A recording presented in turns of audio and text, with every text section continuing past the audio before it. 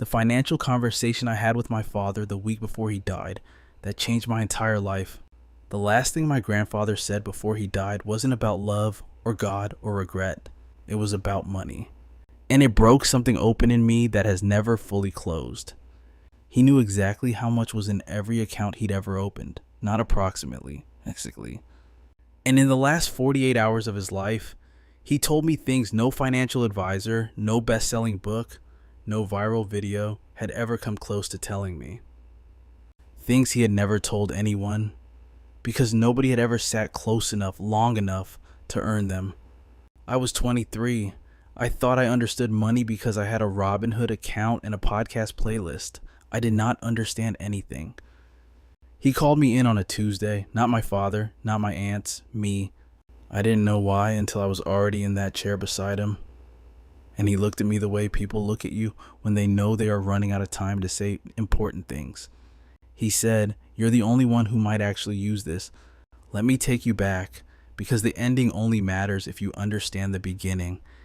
He grew up with nothing. And I don't mean that in the romantic, bootstraps way people say it to sound relatable. I mean a single mother, 4 siblings, 1 pair of shoes passed down until they fell apart. I mean hunger. Sometimes real, sometimes just the anxiety of wondering if it would be. He carried that weight the way some people carry trauma, quietly, invisibly, until you notice the shape of it in every decision they make. First job at 14, lying about his age, and that first paycheck. He didn't spend a single cent of it. Put it in an envelope under a loose floorboard and told himself something that would define the next 60 years of his life. The money is not for buying things. The money is for buying options. You probably don't feel that yet. When you're young and your first real salary hits your account, money feels like permission. Permission to finally have what you wanted. The apartment, the clothes, the nights out that look a certain way on camera. You spend it because spending it feels like proof that you made it. He did the opposite, and for a long time, it cost him. This is the part no one tells you. He watched his friends take vacations, buy cars, get the apartment in the better part of town. He was still living somewhere with walls so thin he could hear his neighbors argue, driving a car he prayed would start on cold mornings. He was the guy at the work happy hour who ordered water and pretended he just wasn't thirsty for years. Here's what he was actually doing every month, automatically, before he could see it or feel it or miss it. He was moving money into accounts his friends didn't know existed. Not chasing stocks, not hunting returns, building a floor, a number that meant if everything went wrong tomorrow, he would still be standing. He called it his sleep number, not what he needed to retire, not what he needed to feel rich, just the number that let him sleep without clenching his jaw. 7 years to hit it for the first time, and on the night he didn't celebrate. He sat alone in his kitchen and he cried. Not because he was happy, because he realized, for the first time in his adult life, that he was not afraid. And he hadn't known until that moment how heavy the fear had been. That's the thing about real financial security that no one can explain until you've felt both sides of it. It doesn't feel like luxury. It feels like silence.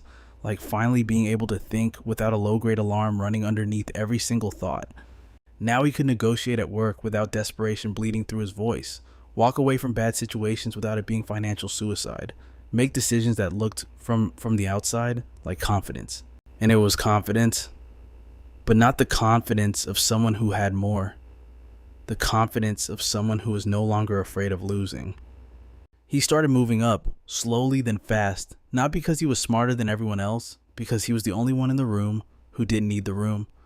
By his 40s, he had built something real, not a mansion, not a yacht, a paid-off house in a quiet neighborhood, a business that ran without him needing to be there every day, a number in an account that meant his kids would never face what he had faced. He wasn't famous, he wasn't flashy, by every external measure, completely ordinary, but he slept perfectly. And then, in that hospital room, at 81 years old, with a life most people would call successful, he looked at me and said, "The thing I will carry for the rest of my life." I made one mistake, one, and I'd trade everything to undo it. The room went very still. You have to understand, this was not a man who spoke dramatically. This was a man of numbers, of silence, of controlled precision. So when he said everything, I knew he meant it. There had been someone, early on, someone who loved him, someone who had been patient through the thin years, through the water ordering at happy hours, through the apartments with paper-thin walls. Someone who believed in the floor he was building even when they couldn't see it yet. And somewhere in the middle of the building, when he was focused, when he was accumulating, when he was executing the plan with the kind of discipline that looked, from the inside, like purpose, he had stopped being present. Not dramatically, not in one moment, the way important things always leave, gradually, then all at once. He hadn't taken the vacation when it was offered, said they'd go next year when they had more, hadn't come home for dinner 3 nights a week because there was always something more urgent, hadn't said the things he meant to say because there would be time for that later and later and later. And then there wasn't. She didn't leave him over money. She left because the man she loved had turned money into a god and everything else into a sacrifice on the altar of it.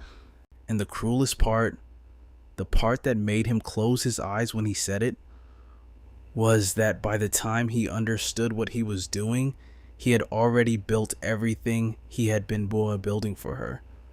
The house, the security, the options. He'd been so focused on the what that he had completely lost sight of the who. He looked at me and said, "Don't protect money, protect what you're protecting it for." I have thought about that sentence every single day since. Because here's what took me years to fully absorb. The best financial decisions of your life will not be about compound interest, not about which index fund, which real estate market, which business model. The decisions that will define your financial life are the ones about what the money is actually in service of. Time is not infinite. You will not get back the years you spent optimizing a portfolio while the people around you were optimizing for something else. You will not get back the trips you didn't take, the conversations you postponed, the moments you traded for a slightly better margin of return. This does not mean be reckless. Build. Absolutely build. Build the floor before you build the ceiling. Build the sleep number. Build the options. Do the boring, invisible, patient work of creating security so you never make decisions from desperation. But know what you're building it for before you start. Write it down if you have to. Put it somewhere you'll see it. Because the discipline required to build real financial security, that exact discipline without an anchor, will start eating the very life it was supposed to protect, quietly, invisibly, the way his did. He built a fortress and then realized at 81 in a hospital bed that the person he built it for hadn't been inside it for decades. I walked out of that room and sat in my car for a long time without starting it. 23 years old, Robinhood account, podcast playlist. I thought I understood money. I did not understand anything, but I was starting to. He died 3 days later, and I inherited something that wasn't in any of his accounts. I inherited a question. One I now ask myself before every major financial decision I make. Not, will this make me more money? Not, is this the smart move? The question is, what am I protecting this for? And is that thing still getting what it needs from me right now? If you remember nothing else, if you click away in 30 seconds and never think about any of this again, remember that money is not the point.